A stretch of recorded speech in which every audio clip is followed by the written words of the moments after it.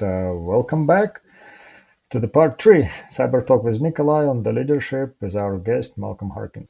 Got it. That's kind of interesting, and what you just said, brings a lot of, well, it makes a lot of sense. So it seems like you were considering yourself almost like, I call it fire truck. Wherever there's a fire, you were going there and trying to fix it and put it out to make it right. And then Wherever there's a build it. fire, wherever there's an opportunity that I can help with. Yeah. So now, since you transitioned, so you've been what for almost 10 years as a CISO, probably 12, actually more than that, right? You left it somewhere around 2012, Intel, somewhere there, maybe a little bit Yeah, I later. left. I left Intel in May of 2015, almost 8 years ago. Okay.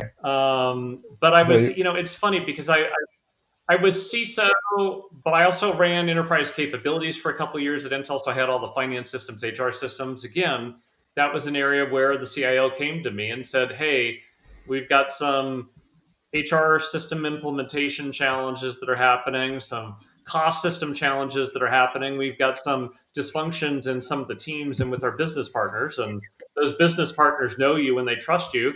I want you to go run enterprise capability." I'm like, "Great, I'll go do that, but I'm not leaving my security job."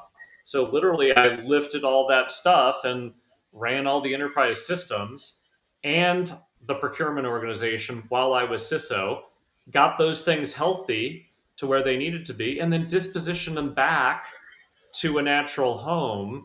And then I went back to kind of the security scope. And by the time I was doing that, again, I started taking over product security and a few other things. So, like I said, I'm a gap filler, and so I just naturally see where there's, again, opportunity or an issue. And I try and step into the void. And that's probably, again, a good lesson for people who want to grow their career. Step into the void, fill the gap. What's the worst that can happen? You learned. yep. Uh, Malcolm, when you had essentially, when you get from the college and you went into Intel, you had background in finance. So when you stepped in this 2001 into CISA role, or you started building things for cybersecurity and all of that, you didn't really have that whole lot of background. So your career path is, that's why I called unique. You went from finance into cybersecurity versus traditional paths. You go into ITs and you start building block by block, and then you get higher and higher, and then you become a CISO because you have all those. How do you see the benefit and the downside being in finance? And definitely already mentioned that you had a really keen eye on the risk. So, and that's, I would expect to somebody who's in finance, they're all about risk. It's like, how do we manage all this financial risk and where all the bad things can come? So I think that helped you quite a bit there. But were there any drawbacks? You say, well, I wish I had a lot more experience in security when I took this CISO roles, or you pretty much, once you transitioned over, you saw overseeing this organizational thing. It's like, I know how to put things together. I'm going to find the right people and they're going to do the right job. So I don't need to be the smartest guy in the room and know all nuts and bolts, how those things going to work together. Yeah, well, clearly, in anybody that I've worked with, I'm certainly not the smartest person in the room. But again, my sense of curiosity, and I'll ask questions. Why? So I can learn. But one of the things I stated this years ago in some speeches, and I think I wrote about it in my book. There's actually two battlefields: the CISO or CSO phase. One is that external battlefield, or the threat actors and threat agents, right? That's where the technology and the processes and those procedures come into play. And a lot of the technologists know how to do that. People who grew up in security, by and large, know how to play on that battlefield and the things that they need or want and the controls that should be in place. But the other battlefield that I didn't recognize this till years later, but I think Doug Bush had recognized it. There's a battlefield, an internal battlefield of what I call budgets, bureaucracies, and behaviors. And growing up in finance, procurement, business operations, Doug knew I knew how to win on that battlefield. And if I could win on that battlefield, I could enable the other folks to win on that external battlefield of the threat actors and threat agents. And so I think he instinctively knew that. And I didn't recognize that till later. Now, over time, what I've started to believe, and I wrote this into my first book, the a CISO needs to be what I call Z-shaped. There was a design company years ago that talked about the ideal technologist that was T-shaped. They had a breadth of business acumen and a depth of technical acumen.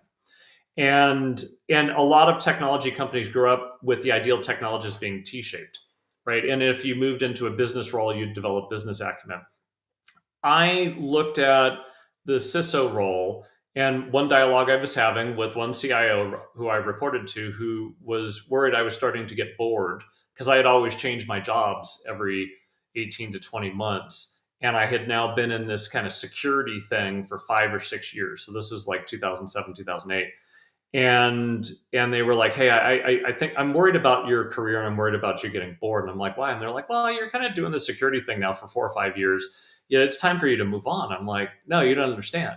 It's like, no, and so we have this debate, and I went to a board, and I'm like, the ideal security executive needs to be Z-shaped. They have to have a breadth of business acumen, a breadth of technical acumen, and then the hash that creates the Z is that depth of risk, security, controls, and compliance knowledge.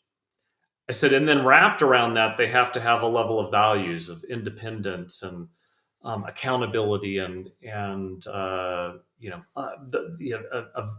being beyond reproach and that higher level of integrity, kind of like you would expect again of a finance person or somebody in legal. And but that Z, the business is constantly changing and evolving. Markets are constantly changing and evolving. So your business acumen has to continue to grow. Technology is changing daily and its usage models are changing daily. So that needs to continue to grow.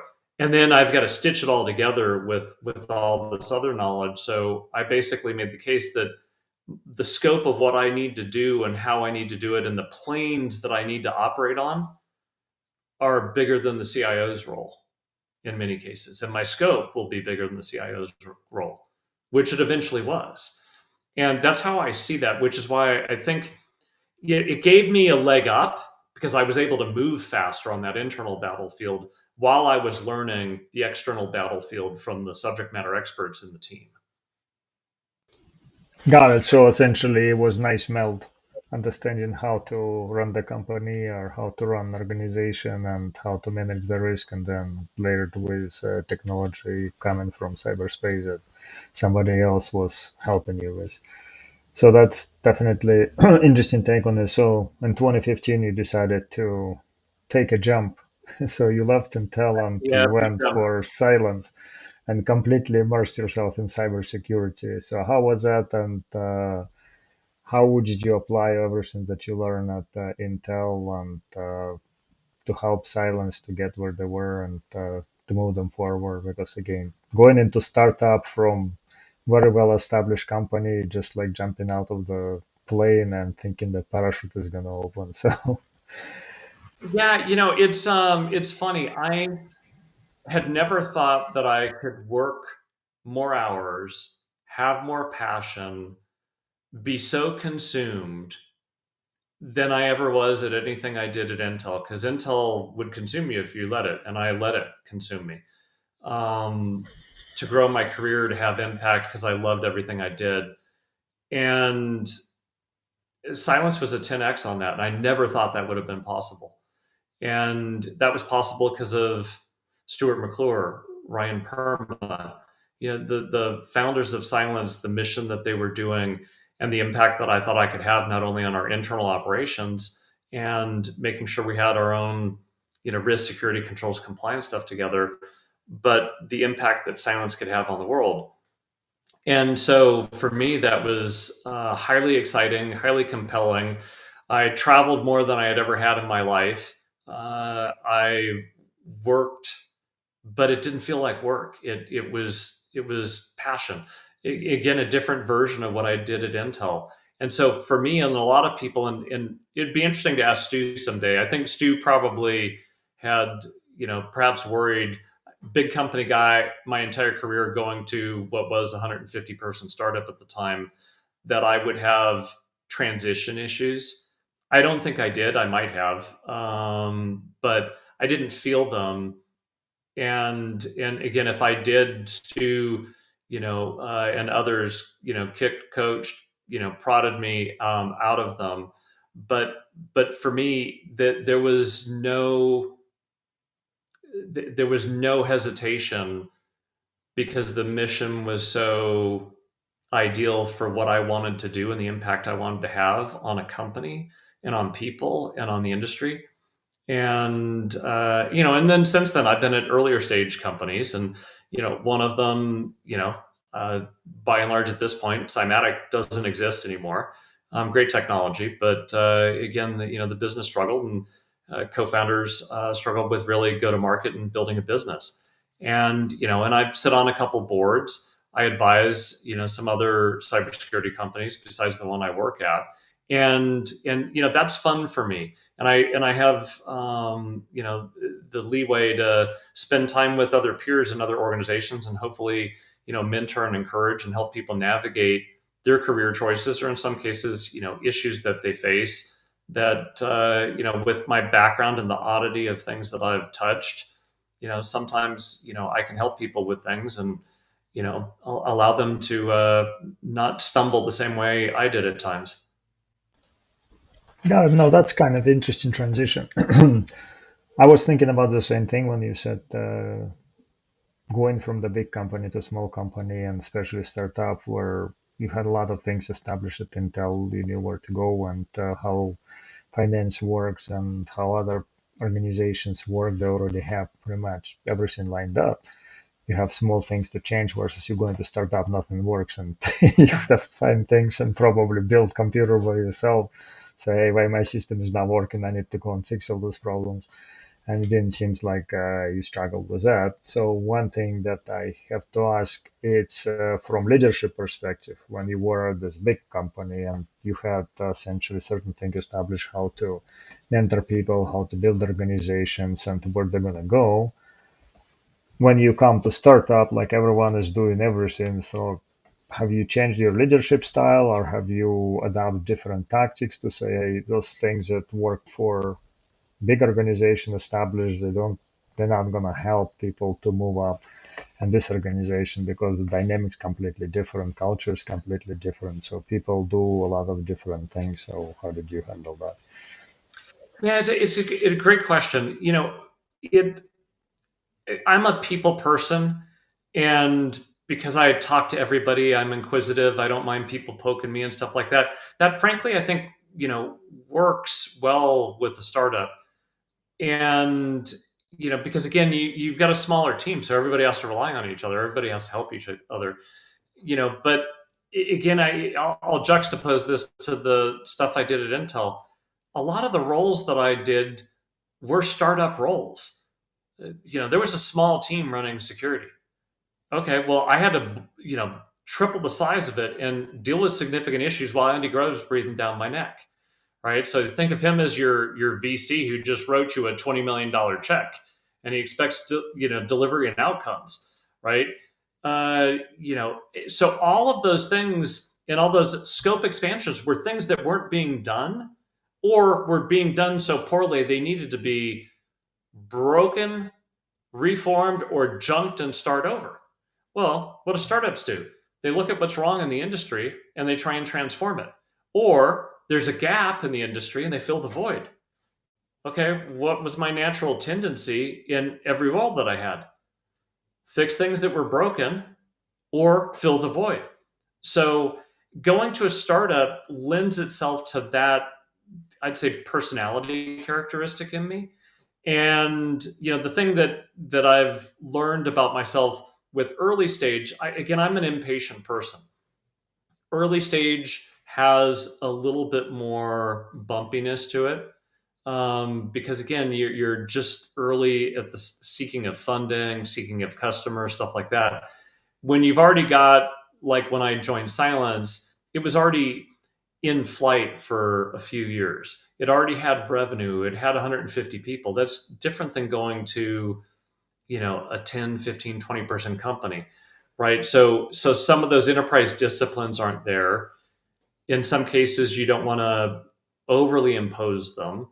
In other cases, those enterprise disciplines I learned back at Intel would add the ability to generate focus and execution better. So the question just becomes, how do you take some of what I'll say that big company stuff and appropriately size it so that you don't cause weight and impede the velocity of a startup, but those things improve the velocity of a startup. That makes sense? Yes, it does, definitely. And again, like you have to use different approach for different things, and based on whatever you already learned for doing this for 30 years, that essentially helped you to navigate through startups and not to break things, but actually make them better.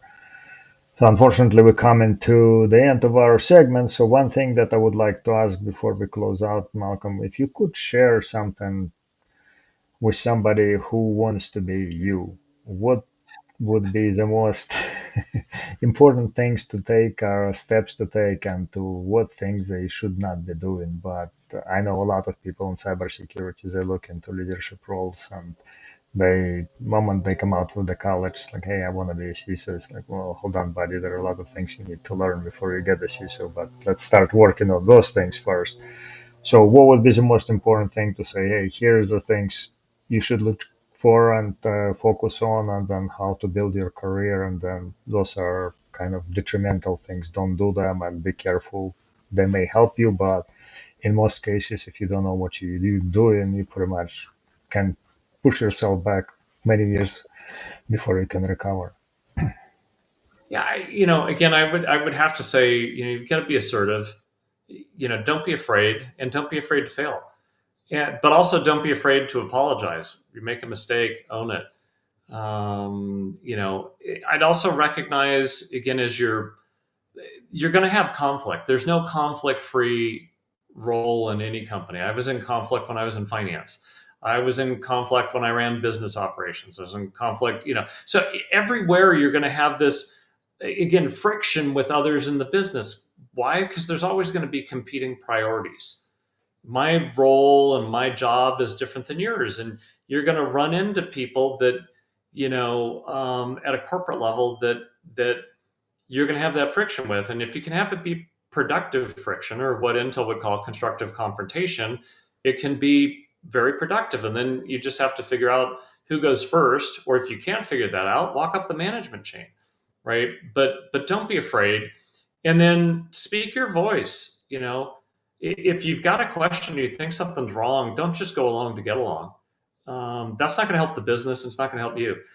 The person around you or above you might not like, you asking that question or calling out something as a turd on the ground that needs to be addressed. But you know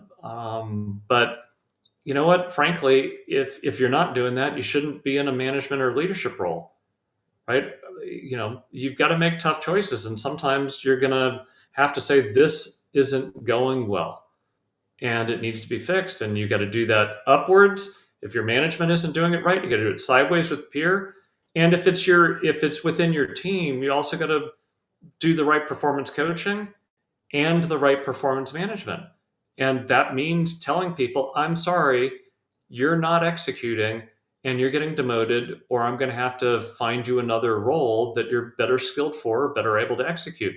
A lot of people don't want to do that, but you're going to have to. And again, like I said, if you're not willing to do that stuff, don't go into the management and leadership roles. You're going to cause a lot of stress for yourself, and you'll eventually probably get performance managed if you're not managing the performance of those around you.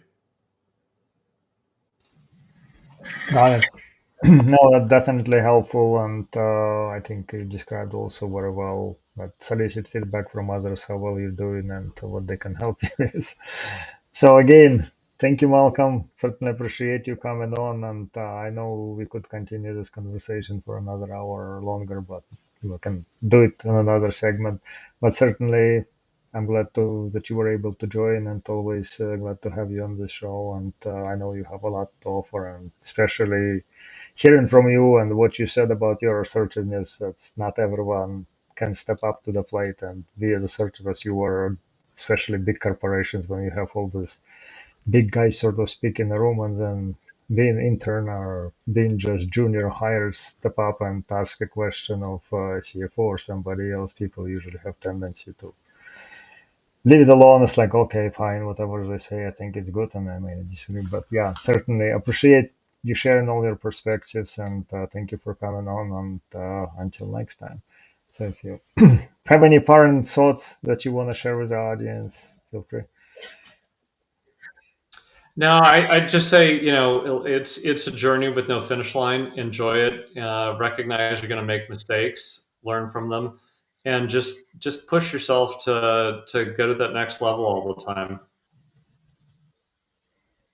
Sounds good. All right. Thanks, everyone. And thank you, Malcolm, for being with us and on this episode. Like I said before, we're stronger together. So please continue to join in and listen what other episodes gonna come up. Thank you.